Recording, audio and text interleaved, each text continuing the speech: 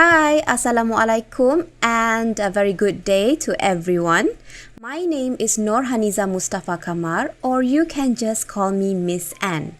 I am going to share with you a little information on the second phase of design thinking, which is called define. Okey, kalau anda perhatikan rajah di sini, kita boleh nampak 5 langkah penting dalam stage define. Jangan takut, memang design thinking terdiri daripada 5 fasa dan dalam setiap fasa pun masih ada anak-anak dia lagi, iaitu 5 stage dalam proses define. Yang pertama dalam proses define ini ialah capturing data. Ini kita dapat daripada proses empathy, di mana kita keluarkan data tersebut dalam sticky notes. Okey, contohnya kita boleh gunakan sticky notes, kita boleh gunakan Jamboard, whiteboard, macam-macam aplikasi yang boleh membantu collaborative learning, ya. Dan seterusnya ialah proses clustering, macam mana kita nak kategorikan data-data tersebut. Clustering ni, it's a very simple step yang sebenarnya anda sendiri boleh lakukan tanpa any supervision, because it is what you understand from the interview yang anda akan keluarkan dan bincang bersama-sama macam mana ataupun bagaimana nak kategorikan dia. And then seterusnya ialah mining insight. Mining ni maksudnya ialah mining dalam bahasa Melayu ialah melombong. Okay, insight ialah dari dalam. Jadi kita mine data-data atau information dari dalam. Kita masuk ke dalam jiwa user tersebut dan kita dapatkan selain daripada apa yang jelas dikatakan oleh user, apa juga yang awak boleh terjemahkan daripada ayat-ayat user tersebut. Dan seterusnya, selepas kita mining insight, kita akan generate satu need statement. Apakah pernyataan keperluan daripada user tersebut? User tersebut akan membayang ataupun anda akan menjanakan satu bayangan apa yang user akan perlu daripada hasil final year project anda tersebut. Dan akhir sekali ialah anda akan generate satu design statement yang akan menjawab apakah keperluan user. Jadi saya rasa 5 langkah ini dah jelas, okay? Macam mana kita nak melaksanakan proses define. Okay, di bawah step nombor 4, okay, anda akan nampak satu lagi tools iaitu persona. Apakah itu persona? Saya akan terangkan sekejap lagi. Okay, kita akan mulakan dengan langkah pertama dalam proses define iaitu capturing data. Okay, untuk capturing data, first of all, you have to make sense of the interview data. Jadi kadang-kadang bila untuk memudahkanlah sekarang ni pelajar bolehlah merakam. Tapi ingat bila nak rakam tu mestilah meminta izin dululah. Kita tak boleh nak sebarang saja merakam apa-apa perbualan atau apa-apa event, okay, sebelum kita mendapat izin daripada user. Okay, jadi daripada situ kita perlu dapatkan, kita kena tanya sebanyak boleh soalan kepada user dan kita akan transcribe, iaitu kita akan tulis semula di atas post-it seperti dalam gambaran tersebut, dan seterusnya kita akan berkongsi bersama-sama dengan tim kita juga.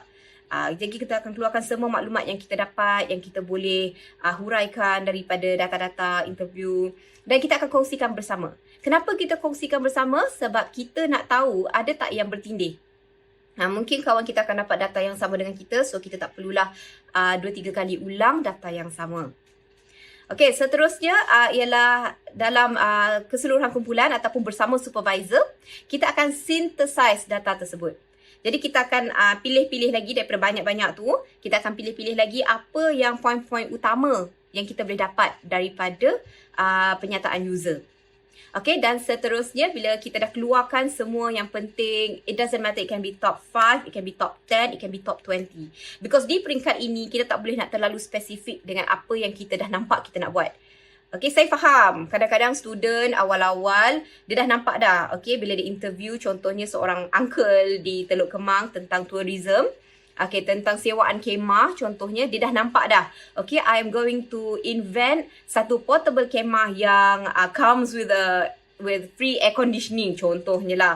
Saya tahu awak mungkin dah nampak dah tu. But at this stage, kita jangan spesifikkan lagi. Kita open lagi.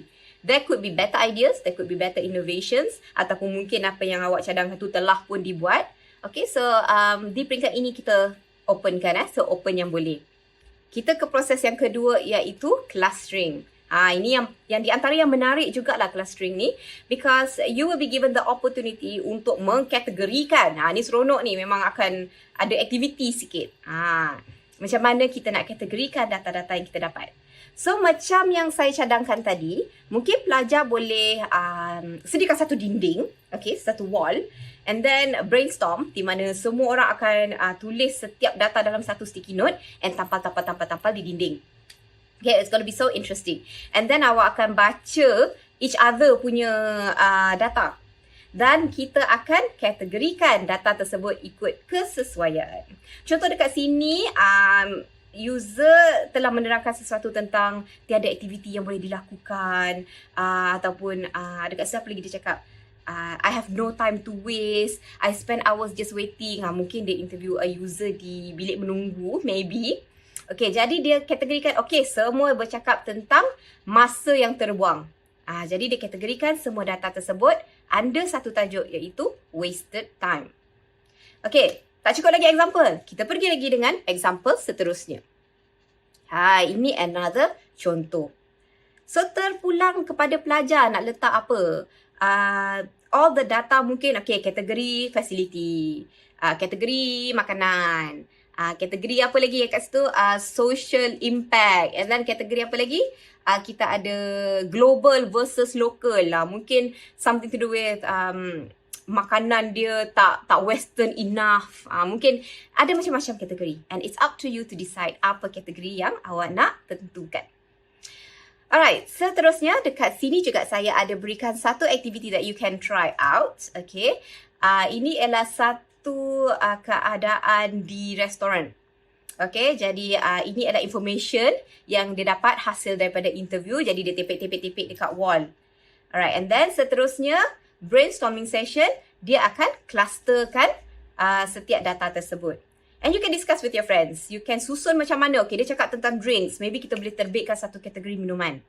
Okay, and then dia akan dia sebut tentang meja kotor. Mungkin dia boleh buatkan satu lagi kategori facility kotor. Ataupun dia nak lagi detail, service. Macam-macam. Smell of garbage from outside is terrible. Maybe dia boleh timbulkan satu kategori environment. Jadi it's up to you untuk tentukan apa kategori yang kita nak kongsikan. Alright, so ini adalah contoh penyelesaian. Contoh dia tak semestinya ini sahaja solution dia. So there will be many types of answers, maybe many types of examples. So ini adalah contoh yang telah disediakan lah based on exercise study. So you can practice around. You can move around your tajuk, your cluster sampai mahir. Okay, so let's move to the next step iaitu mining insight. Okay, apakah itu mining insight?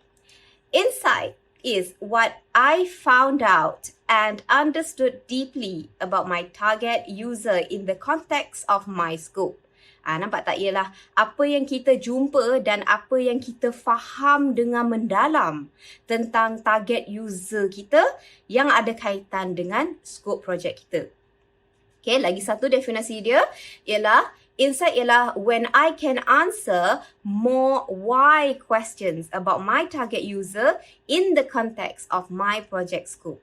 Ingat satu cabaran tentang design thinking dalam final year project ni ialah students tend to go outside their project area. Contohnya bila kita adalah civil engineering, and then bila kita tanya user all the problems, what they need, what they want, kita akan end up hasilkan satu produk yang tak ada kaitan dengan civil engineering. Kita akan lebih dengan kaitan service maybe. Jadi kena berhati-hati di situ. So always stick to your root. Okay, always sentiasa ingat yang we are civil engineering students. Dan apa-apa saja insight sintesis kita mestilah ada kaitan dengan civil engineering. Okay, so mining insights bila pakcik tu menyatakan sesuatu tentang area tu panas, dia perlukan kipas, dia perlukan aircon. So maybe kita akan twistkan sedikit di information di situ. Mungkin kita boleh sediakan some tempat berteduh. Ataupun pengudaraan yang lebih baik.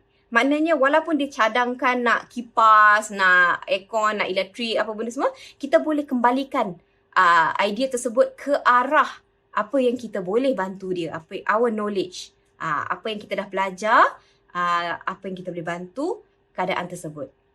Okay, itu maksud dia. Alright, so ada lagi latihan di sini saya boleh bagi contohlah kepada anda. So saya rasa kalau saya bincang di sini dia akan makan masa sikit. So you can try out. Di mana ada 4 statement kat sini dan pelajar harus berbincang bersama-sama dan tentukan yang mana satu is a good insight. Okay, saya bagi 2 contoh lah. Kita tengok nombor 1 dan nombor 2. Contoh yang pertama ialah, okay, your insight. Ini insight apa yang awak nampak The elderly who lives alone in Singapore are mostly aged between 50s and 70s. As compared to nombor 2 pula, the elderly who lives alone prefers to stay home as they do not want to be a burden to the organisers who need to make arrangement for their mobility issue. Yang mana satu insight yang lebih baik? Of course, sebagai typical human being, kita akan pergi ke, of course, nombor 2 sebab dia lebih panjang kan, jadi lebih detail. Okay, untuk menjadi insight, of course, kita akan tengok yang lebih banyak information. Nombor 1 tu is kind of general. Okay, dia terus cerita tentang elderly, seorang pakcik tua, bukan seorang, I'm sorry. A group of pakcik dan makcik tua-tua yang berumur di antara 50 dan 70 dah. Mereka tinggal sendiri. That's it. Tapi nombor 2 ni dia lebih terangkan mereka lebih suka tinggal sendiri sebab mereka tak nak jadi beban kepada masyarakat dan tentang mereka punya mobility issue, isu-isu pergerakan mereka, transportation mereka. Jadi mereka lebih suka tinggal sendiri. Itu contoh nombor 2 tu. So of course jawapan di sini ialah nombor 2 will make a better insight. Itu yang kita nak. Maknanya bila awak interview your user, you akan terus hasilkan, janakan information sebanyak boleh tentang dia. Pakcik Din di Teluk Kemang, dia rasa macam cuaca terlalu panas terik and then nak sewakan kemah terlalu mahal. Mungkin dia tak berani sebab takut tak laku. Macam tu. That would be a good insight. Okay, so ada template di sinilah untuk membantu awak mind insight. Macam yang tadi yang saya bagi contoh tadi. Okay, so nama user and then what struck you. So you boleh letak insight di jadual macam ni. So nampak stiker-stiker tu memang kita masih gunakan post-it lagi. So this will be on a big wall ataupun majung paper awak template lah kat mana-mana. And then you can just stick all your notes kat situ. Okay, langkah yang seterusnya ialah untuk generate a need statement, iaitu menghasilkan satu pernyataan keperluan lah kot. Saya punya direct translation. Okay, but the proper term used ialah need statement. Okay, apakah itu need statement? So, pelajar harus ingat bahawa a good need statement, ia bukanlah satu penyelesaian. Okay, contoh dekat situ saya ada bagikan satu bad example ialah I need money to fund my projects with the community. Itu adalah satu need statement. Adakah user awak akan cakap macam tu? The second one, which is a better version of the first example ialah I need opportunities to network to sustain my community people. Okay, walaupun nampak beza ayat pertama dengan ayat kedua ialah bahasa yang digunakan. Ayat yang pertama tu very direct, ayat yang kedua tu very berbunga-bunga. Tapi dia sebenarnya maksud dia bukan di situ.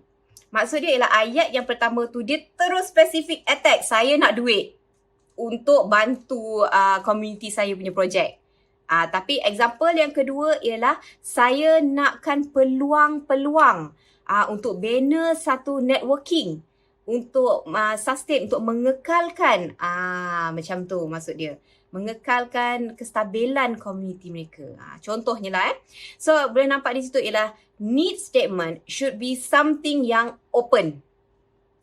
Okay, kita lihat satu contoh di sini, satu latihan. Yang mana satu di antara pernyataan berikut adalah a good need statement. Okay, kita tengok lagi sekali lah macam tadi beza antara nombor 1 dengan nombor 2. Nombor 1 ialah I need a comfortable learning environment. Saya perlukan suasana pembelajaran yang selesa. Okay, di mana ayat yang kedua, I need a spacious room with a user control temperature system for my learning. Okay, jadi need statement kedua ialah saya perlukan satu bilik yang besar dengan temperature yang boleh dilaraskan sesuai dengan pembelajaran saya.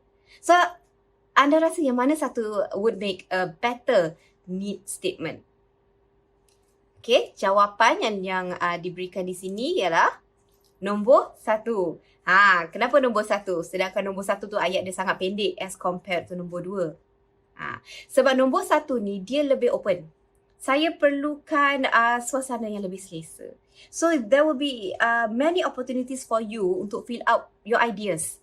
Mungkin dari segi pencahayaan, mungkin dari segi pengudaraan, mungkin dari segi warna-warna, mungkin dari segi nota-nota yang ditampal di dinding. Banyak. There will be so many possibilities. Tapi bila dia nombor 2 tu dia dah cakap siap-siap, I need a spacious room with user control temperature. Awak punya ruang untuk menghasilkan satu innovation baru, dia terlalu kecil. Okay? So you have to think about menyediakan bilik yang besar. Lepas tu dah tersekat dah mana you nak cari tempat yang besar. Mana nak cari bajet. Lepas tu nak pula user control temperature system. Macam mana pula you nak hasilkan something within your budget. So dia akan buatkan kerja jadi susah. So a better need statement will be number 1. Yang hasil daripada insight tadi, apa yang user nak ialah satu ruang yang selesa. Alright. Seterusnya, kita akan menggunakan satu tools iaitu menghasilkan seorang persona. Persona ni boleh membantu kita menjana need statement dengan lebih cepat, berkesan. Macam tu. Okay, apa itu persona? What do you understand about the word persona? Okay, datang of course daripada the root word person. Okay, it means that kita create satu character. Okay, ataupun kita make it alive. We make the user alive. Macam tu. User kita interview tadi, kita jadikan dia, kita tarik balik dia semula sebagai satu idola macam tu. Sebagai satu persona yang kita akan gunakan untuk refer apa yang kita nak, maklumat yang kita boleh jana daripada user tersebut. Okay. Mungkin apa yang saya cakap ni agak complicated. Let's go directly. Apakah itu persona? Jadi ini adalah satu template yang anda boleh gunakan jugalah untuk menghasilkan seorang persona. Okay, yang pertama you kena bagi dia nama, dan you kena bagi dia profile. You have to make your persona as real as possible. Nampak macam, alah apa ni budak-budak sangat buat persona ni. Tak naklah, kita dah dewasa, kita dah IPT. No, persona ini digunakan, teknik persona ini digunakan oleh banyak syarikat-syarikat besar untuk membantu mereka generate need statement. Okay, so kita kena create this persona person. Okay, dan kita kena bagi dia jiwa. Maksud saya bagi jiwa ni ialah kita kena letak umur dia, hobi dia, ambition, whatever lah. Macam you want to create a story character ke apa ke. Alright, apakah kepercayaan mereka, apakah yang mereka tak suka, apakah yang mereka suka. Dan akhirnya awak akan dapat, okay, you dah ada satu persona dan apakah yang persona ni perlukan from you. Daripada situ baru kita akan dapat satu design statement. Apakah yang kita boleh design untuk membantu keperluan persona ini. Okey, contoh persona di sini saya bagi. Macam ni. So, contoh kat sini ialah Sweet Salmiah. Okey, umur dia 25 tahun. Hobi dia ialah fotografi, travelling, blogging dan profession dia ialah student. Contohnya lah. So, dia ada motivation di situ. We all eat. And it would be a waste of opportunity to eat badly. Jadi kita semua suka makan. Jadi adalah satu peluang yang sangat sedih kalau kita makan tak sedap. Basically itulah motivation dia. Okay, dan kat situ awak boleh masukkan lah apa-apa social, family, lifestyle, other description, apakah dia punya belief, apakah dia punya perangai, apakah dia suka, apa dia tak suka. So you hidupkan watak Sweet Salmiah ni. And then akhir sekali ialah dia punya challenges atau points of pains dia. Dia tak suka bayar makanan yang kualiti dia tak elok. So contohnya macam tu. So akhir sekali you akan dapatlah need statement dia. Okay, dia tak suka bayar makanan mahal-mahal. Dan maybe dia punya need statement kita boleh dapat daripada situ ialah dia nak makan makanan yang berbaloi dengan harga. Itu yang dia perlukan. So makanan yang berbaloi dengan harga tu termasuklah dia punya suasana, termasuklah dia punya servis, termasuklah kualiti makanan dan sebagainya. Okay. Dan seterusnya saya tunjukkan lagi beberapa contoh yang pernah dilakukanlah oleh pelajar-pelajar sebelum ni, iaitu melalui program ISIP pada tahun 2019. Nampak tak? Ada Dragon Ball lah, Super Syamil, and all these cartoon character. Ingat ini dihasilkan oleh pelajar waktu tu dalam masa kurang seminggu. Even actually persona ni is within one day. Jadi dia macam ni lah kualiti dia. Dia apa yang sempat mereka fikirkan, apa alat tulis yang ada. But you have like almost the whole semester untuk fikirkan. So you can generate a good persona lah, a better persona maybe. Dan seterusnya kita pergilah ke generating design statement. Daripada persona tadi kita dah dapat need statement, apakah yang persona kita hendak daripada ataupun perlu daripada kita. So sekarang ni macam mana kita boleh bantu persona tu mencapai apakah keperluan dia. Okay, let's see. Kita terus pergi ke contoh. Which of the following is a good design statement?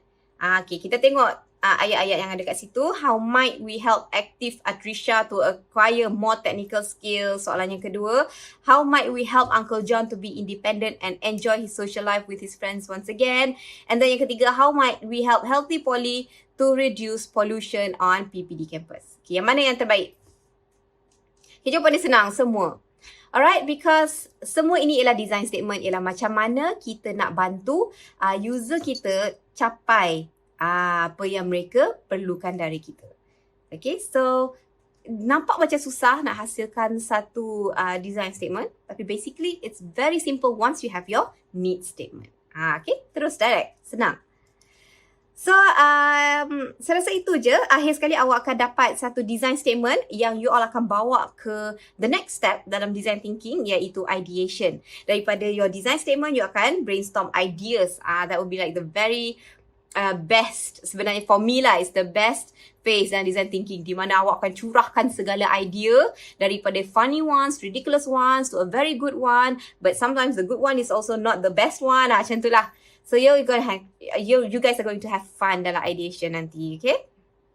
So you can look at my slide untuk tengok contoh-contoh need statement, contoh-contoh design statement, maybe practice with your friends some activities, and you can Google contoh-contoh persona yang ada, contoh-contoh company yang telah menghasilkan persona-persona macam mana. I think Coca-Cola pernah gunakan teknik creating a persona. Dia nak tengok apa yang user atau apa yang customer Coca-Cola tu nak, innovation daripada company mereka. Okay, so that is pretty much it untuk phase define. Senang kan? So once you have defined your design statement, you are off and ready to go to ideate. Okay, jadi nampaknya itu sahaja daripada saya. Once you have your design statement, you are all set for ideation.